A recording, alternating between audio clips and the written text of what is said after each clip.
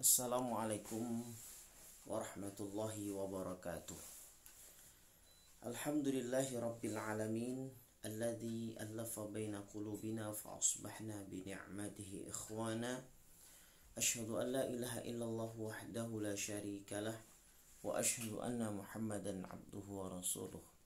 Allahumma salli wa sallim wa barik ala sayyidina Muhammadin wa ala alihi wa sahbihi ajma'in. Bersyukur kita kepada Allah Subhanahu wa taala. Salawat dan salam senantiasa tercurah kepada uswah kita Nabiullah Muhammad sallallahu alaihi wasallam. Kecintaan kita untuk terus menteladani beliau, menteladani sunnah-sunnah Nabi sallallahu alaihi wasallam, mudah-mudahan kelak akan membuahkan syafaat dan juga akan membuahkan kebaikan dunia dan akhirat, sehingga kelak kita akan dikumpulkan bertetangga bersama beliau sallallahu alaihi wasallam di surga Allah Subhanahu wa taala insyaallah.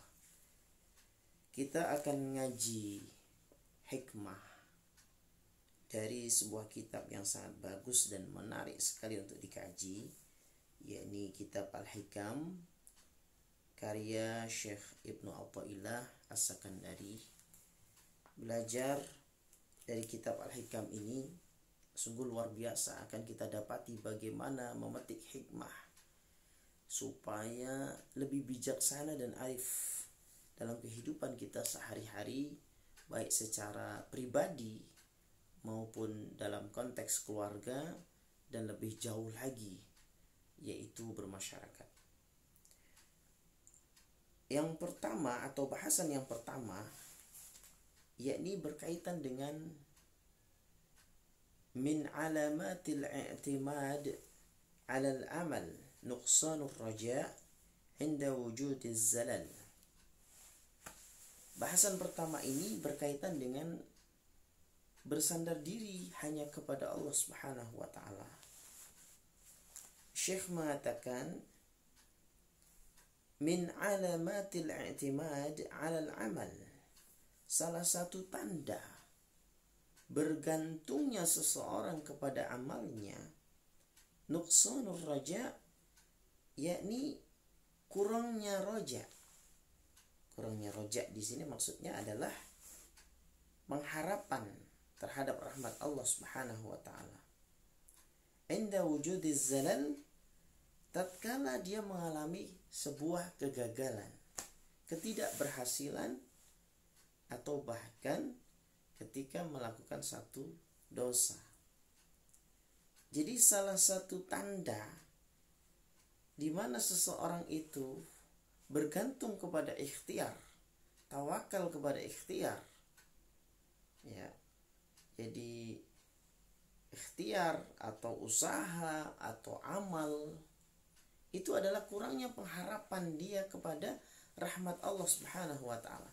Jadi orang-orang yang kurang yakin terhadap rahmat Allah, bahkan kemudian kurang memahami tentang rahmat Allah Subhanahu wa taala, maka dia seolah-olah akan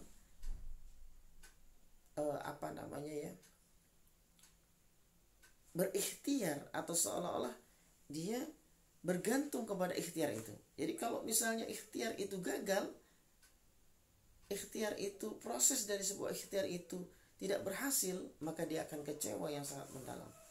Padahal ini sebenarnya tidak boleh. Ya.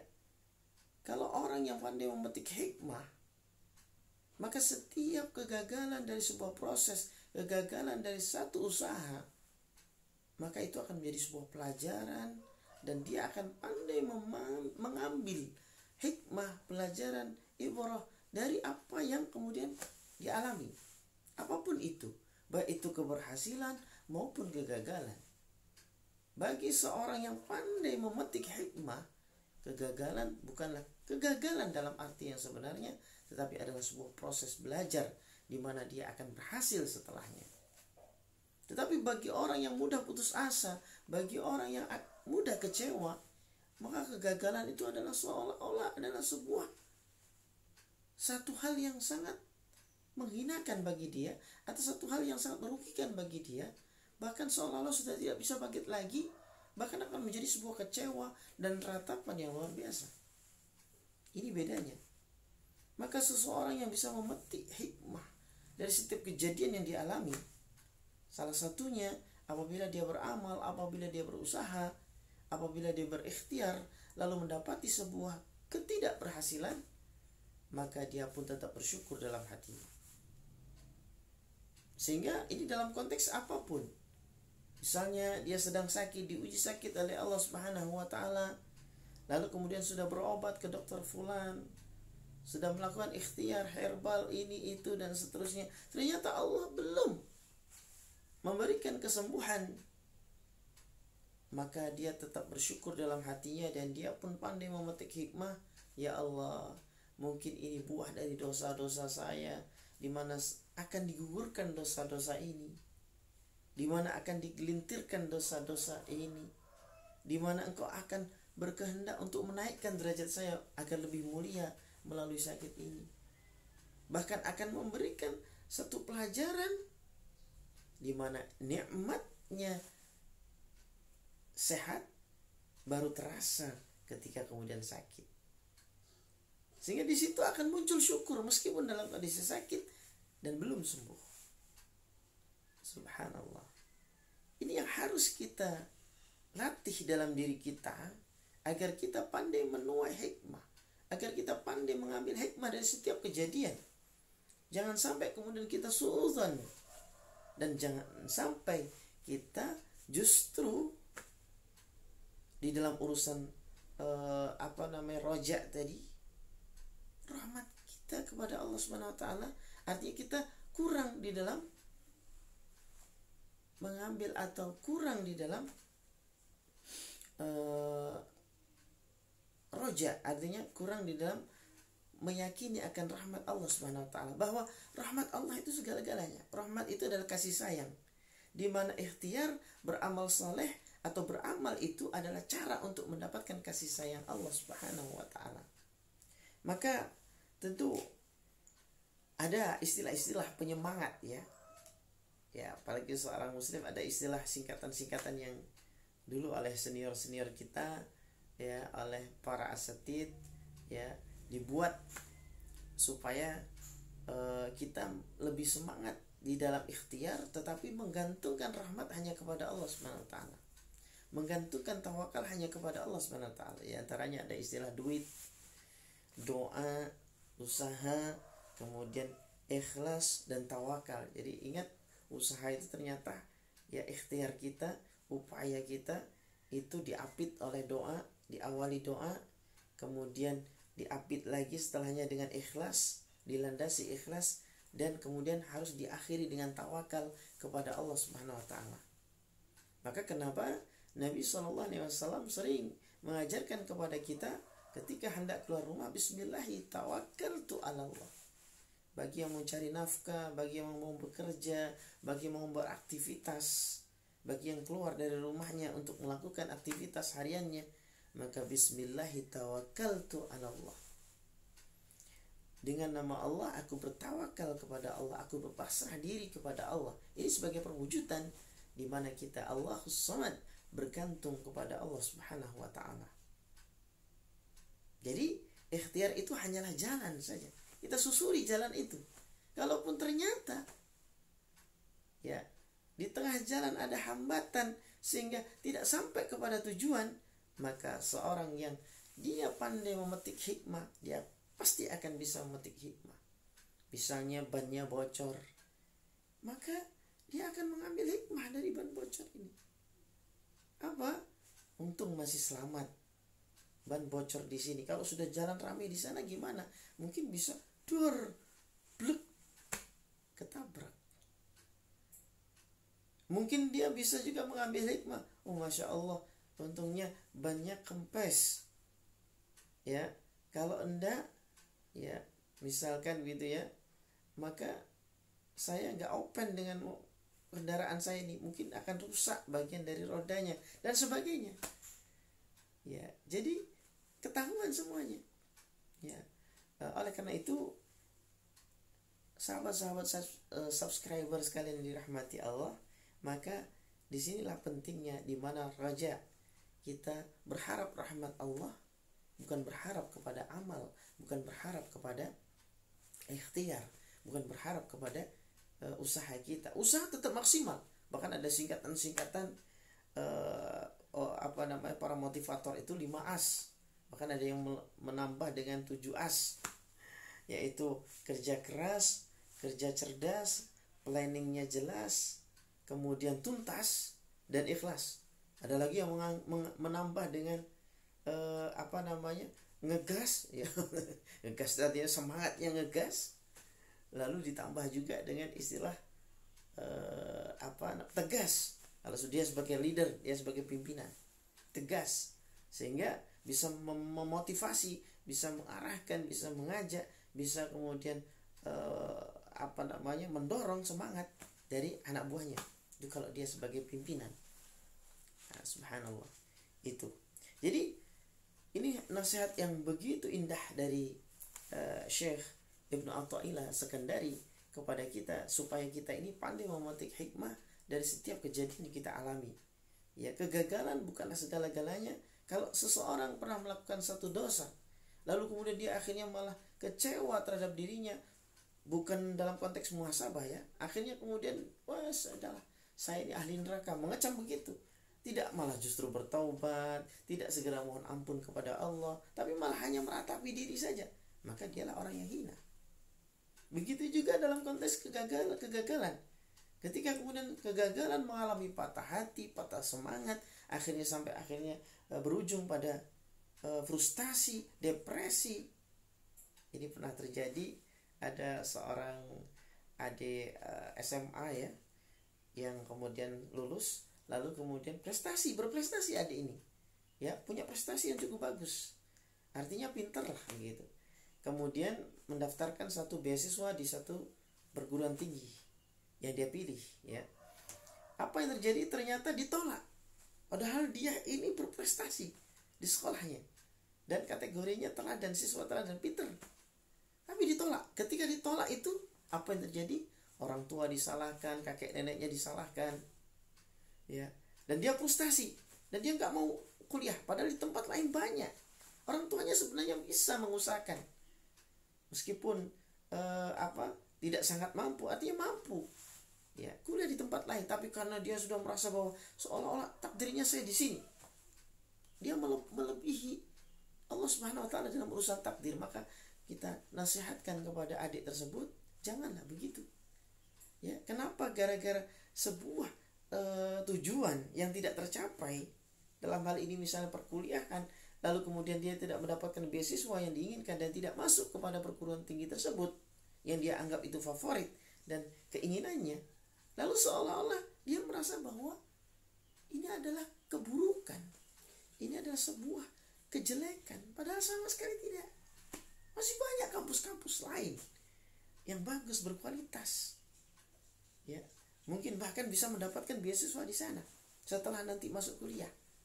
Kenapa berpikir cepat? Kenapa berpikir sederhana? Dan bahkan kemudian syaitan memanfaatkannya menjadi cemas, gelisah, depresi, kemudian malah justru ngomong sendiri, ketawa-ketawa sendiri, dan akhirnya kemudian mengabaikan orang tua, bahkan membenci orang tua dan kakek neneknya. Nauzubillah.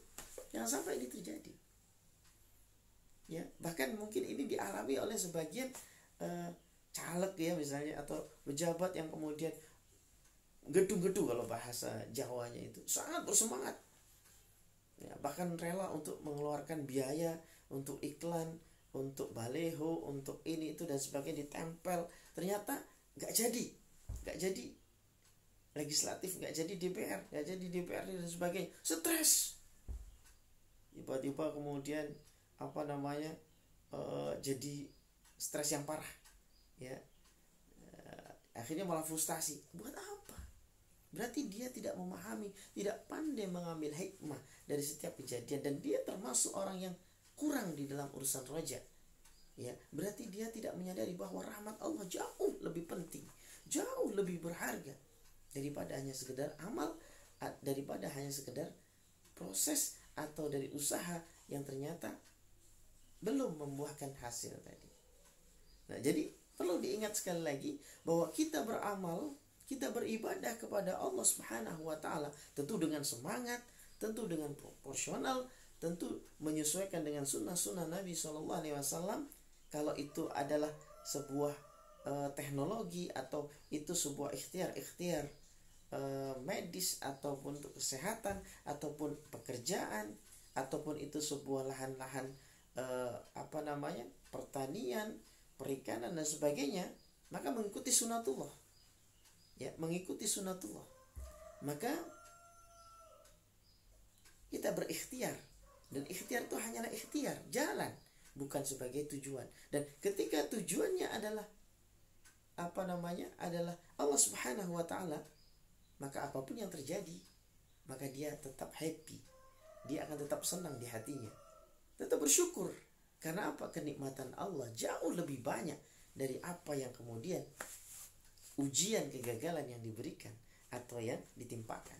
Tidak ada apa-apanya. Nah, oleh karena itu semua bermuara pada rahmat Allah, dan rahmat Allah itu dijemput dengan amal saleh. Sehingga Allah selalu mengatakan innal ladzina amanu wa amilus shalihat. Semuanya orang-orang yang beriman dilanjutkan dengan amal saleh.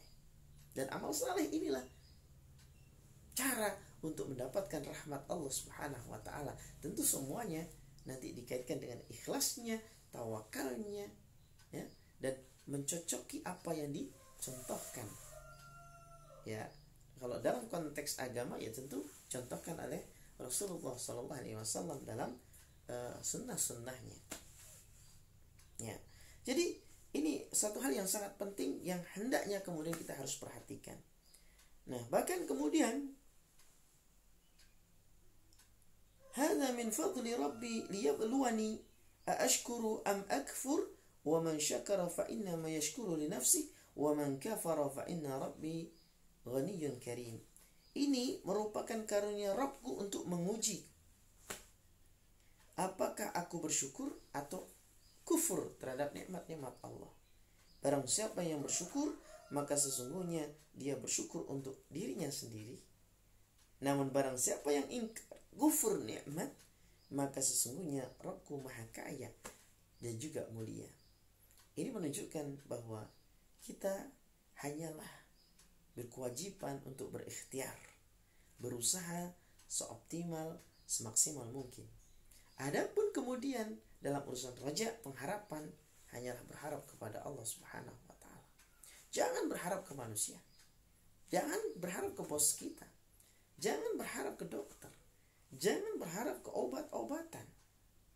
Tetapi berharap kepada Allah Subhanahu wa taala. Maka wasilah-wasilah tadi itu, selama wasilah-wasilah itu tidak dilarang oleh syariat, maka semuanya akan berbuah pahala, semuanya akan berbuah kebaikan, semuanya akan berbuah keridhaan Allah Subhanahu wa taala. Bahkan bisa menjadi berbuah keberkahan dari Allah Subhanahu wa taala. Mudah-mudahan setiap apapun yang kemudian kita lakukan tentu sesuai dengan prosedur atau sesuai dengan apa yang dituntunkan oleh Allah dan Rasulullah SAW, sehingga sesuatu itu membawa kemudahan, keberkahan, dan kalaupun ternyata Allah menguji kita dengan ketidakberhasilan, maka kita tidak bersuudzon kepada Allah, tidak berburuk sangka kepada Allah. Kalaupun kita pernah melakukan dosa dan mungkin dalam artian dalam konteks kita ini ya punya salah, punya dosa, maka bukan putus asa, tetapi segera beristighfar, bertaubat, mohon ampun kepada Allah Subhanahu wa taala. Apabila punya kesalahan dengan orang lain pun, maka segera kita meminta maaf. Mudah-mudahan Allah senantiasa meridhai kita dan pandai mengambil hikmah dari setiap kejadian, bahwa kegagalan itu bukanlah akhir dari kesuksesan, tapi bisa jadi menjadi awal dari kesuksesan dan bahkan akan menjadi lebih dari sebuah kesuksesan. Mudah-mudahan kesuksesan yang paling tinggi tentu Allah akan anugerahkan rahmatnya, yaitu Jannatul Na'im, yaitu kita berfastabukul khairat, berlomba-lomba untuk meraih rahmat Allah yang berupa Jannatul Na'im, surga yang penuh dengan kenikmatan. Mudah-mudahan kita dan juga keluarga kita kelak dikumpulkan dan bertetangga bersama Nabi SAW di surga Allah Subhanahu wa taala. Amin. Subhanakallahumma wa bihamdika asyhadu an la ilaha illa anta astaghfiruka wa atubu ilaik. Wassalamualaikum warahmatullahi wabarakatuh.